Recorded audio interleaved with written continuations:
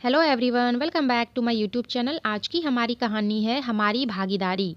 बाजार से लाए कपड़े के क्या रहस्य थे।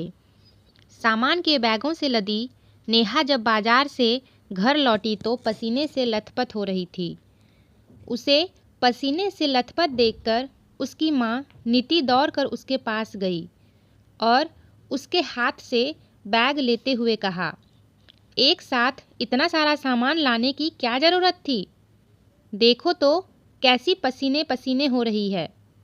अरे माँ, बाजार में आज बहुत ही अच्छा सामान दिखाई दे रहा था और मेरे पास में पैसे भी थे, तो मैंने सोचा कि क्यों ना एक साथ पूरा सामान खरीद लिया जाए। बार बार बाजार जाना आना भी नहीं पड़ेगा।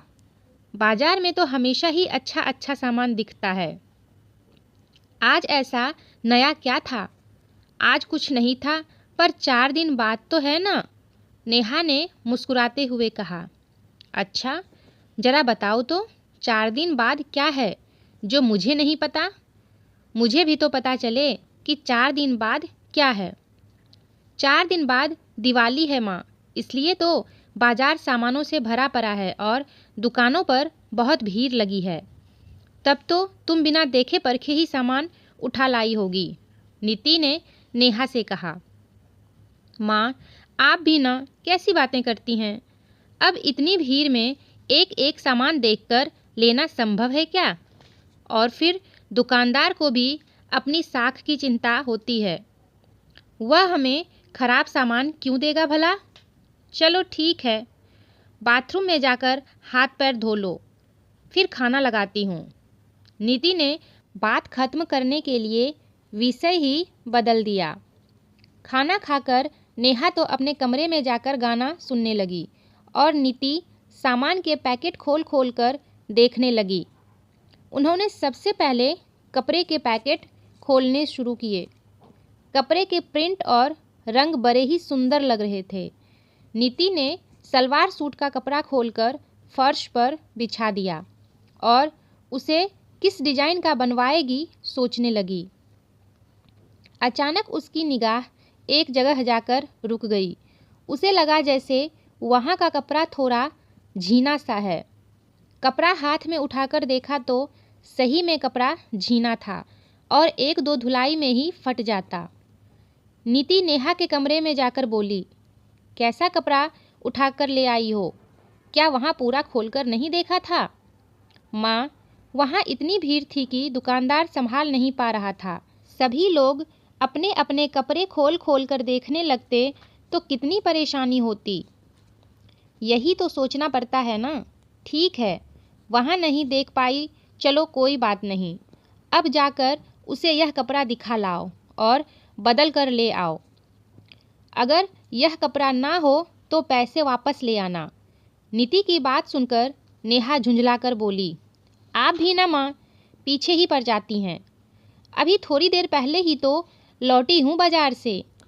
अब फिर से जाऊँ? रख दीजिए कपड़ा, बाद में देख लेंगे। तुम्हारा बाद में देख लेंगे कभी आता भी है? 3 महीने पहले तुम 12 कप खरीद कर लाई थी। उनमें से 2 कप टूटे हुए थे, अभी तक वैसे ही पड़े हैं। लाख बार कहा है तुमसे कि या तो दुकान पर ही चीज़ को अच्छी तरह से देख लिया करो और या फिर जब घर में आकर देखो और ख़राब चीज़ निकले तो दुकानदार से जाकर बोलना बहुत ज़रूरी होता है। जाओ और बोलो, उसे बताओ कि तुमने अच्छी चीज़ नहीं दी है। ठीक है माँ, मैं बाद में जाकर बदल लाऊंगी, कहकर नेहा मन ही मन बुदबुदाई। अच्छी मुसीबत है, अब मैं कभी कुछ खरीदूंगी ही नहीं।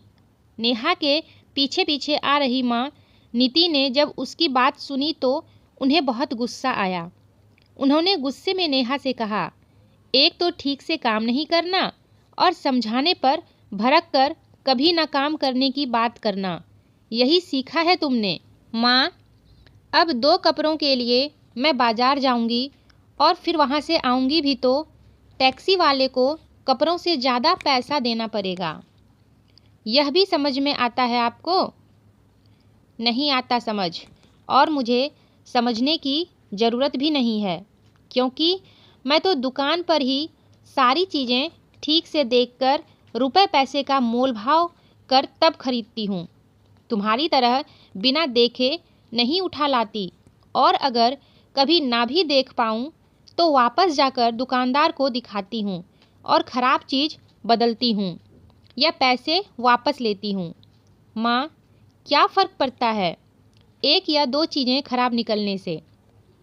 अब दुकानदार भी कितना चेक करेगा? कितना चेक करेगा का क्या मतलब है? अरे, उसका काम है ग्राहकों को अच्छा सामान देना। सब तुम्हारी तरह नहीं होते हैं जो ऐसे ही छोड़ दें। इस तरह तो उसकी इतनी बदनामी हो जाएगी कि कोई उसकी दुकान पर पैर भी नहीं रखेगा। नहीं माँ, ऐसा कुछ नहीं होगा। उसकी दुकानदारी ऐसे ही चलती रहेगी। आप देखना। क्यों नहीं चलेगी? जब तेरे जैसे ग्राहक होंगे। लेकिन इसका असर क्या पड़ेगा, यह सोचा है? धीरे धीरे सारे दुकानदार चोरी करना सीखेंगे, खराब सामान बेचेंगे और अपनी गलती भी नहीं मानेंगे। आज जो बेईमानी है, भ्रष्टाचार का माहौल बना है ना, इसके जिम्मेदार हम ही तो हैं। नीति ने गुस्से में कहा। कैसे? हम कैसे हैं उसके जिम्मेदार? बताइए ना। तो सुनो, हम गलत काम को प्रोत्साहित करते हैं। जैसे तुम बाजार गई हो और कोई सामान खरीद कर ले आए। घर आकर जब सामान को खोलकर देखा तो सामान खराब निकला। तुमने उसे उठाकर एक और पटका, दूसरा सामान खरीद लिया। अब दुकानदार को कैसे पता चलेगा कि सामान खराब है? मान लो उसे पता भी है, पर फिर भी वह जानबूझकर खराब सामान बेच रहा हो तो? जब जिसका पैसा बर्बाद हो गया उसे चिंता ही नहीं है, तो दुकानदार को क्या और कैसे दोष दे सकते हैं? माँ, सभी दुकानदार तो ऐसा नहीं करते हैं ना। अभी नहीं करते तो करने लगेंगे। यही तो चिंता की बात है। इस तरह तो उनका चरित्र ही खराब हो जाएगा। हम हमेशा दूसरों को दोष देते हैं पर अपनी गलती नहीं मानते। अच्छा माँ, अगर दुकानदार ना माने तो? हाँ, कभी कभी दुकानदार अड़ जाता है। बहुत सालों पहले एक बार मैं पर्दे का कपड़ा खरीदने गई। कपड़ा पसंद आने पर मैंने 20 मीटर कपड़ा खरीद लिया। घर आकर कपड़ा अलमारी में रख दिया। 2 दिन बाद मैंने जब पर्दे काटने शुरू किए तो बीच के कपड़े में चूहे के काटने से छेद बने हुए थे।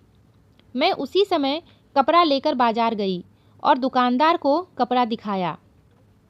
उसने कपड़ा देखा और कहा, हमारी दुकान में चूहे नहीं हैं। आपके घर पर चूहे होंगे और उन्होंने कपड़ा काटा होगा। मैं कुछ नहीं कर सकता। मैंने कहा, चूहे मेरे घर में भी नहीं हैं। कोई बात नहीं, अभी पता चल जाएगा। आप पूरा थान मंगवा दीजिए। अगर वह ठीक होगा तो मैं मान जाऊंगी। नौकर थान लेकर आया। जब थान खोला गया तो उसमें भी जगह जगह चूहे के काटने के छेद बने थे। अब तो दुकानदार क्या कहता। उसने चुपचाप हमारे पूरे पैसे लौटा दिए। अगर मैं कपड़ा वापस करने नहीं जाती तो दुकानदार अच्छा कपड़ा दिखाकर खराब कपड़ा लोगों को देता जाता। अगर सभी लोग यह ध्यान रखें तो वो खराब सामान लेंगे ही नहीं, तो दुकानदार भी खराब सामान नहीं बेच पाएगा। हम अफसरों और नेताओं को गाली देते हैं, पर हम यह नहीं सोचते कि जब तक हम बर्दाश्त करते रहेंगे तब तक सामने वाला हमें धोखा देता रहेगा। जिस दिन हम धोखा खाना बंद कर देंगे, धोखा देने वाले का विरोध करेंगे, गलत को गलत और सही को सही सिद्ध करेंगे, उसी दिन से लोग गलत करने से पहले 100 बार सोचेंगे। अपनी साख बचाने के लिए बेईमानी करना छोड़ देंगे और तब ईमानदारी की प्रथा चल पड़ेगी। इतना कहते कहते नीति हाँफने लगी। माँ को हाँफता देखकर नेहा दौड़कर पानी लाई और बोली, माँ, आप बिल्कुल सही कह रही हैं। हमें मतलब उपभोक्ताओं को जागरूक बनना बेहद ज़रूरी है। जब तक हम अपने अधिकारों के प्रति ध्यान नहीं देंगे तब तक हमें धोखा मिलता रहेगा। ठीक है बेटी, अब इस बात का खुद भी ध्यान रखना और दूसरों को भी समझाना। जी, मैं अभी वापस दुकान पर जाकर दुकानदार से कपड़ा बदल कर लाती हूँ। इतना कहकर नेहा बाजार चली गई तो नीति ने चैन की सांस ली। तो फ्रेंड्स, आपको ये कहानी कैसी लगी कमेंट करके बताइएगा, और अगर वीडियो पसंद आई हो तो लाइक और शेयर भी कर दीजिएगा। चैनल पर पहली बार आए हैं तो सब्सक्राइब करके बेल आइकन को भी प्रेस कर दीजिएगा ताकि मेरे आने वाले वीडियोस का नोटिफिकेशन आपको मिल सके। तो फिर मिलते हैं एक नई वीडियो में एक नई कहानी के साथ। तब तक के लिए टेक केयर एंड बाय।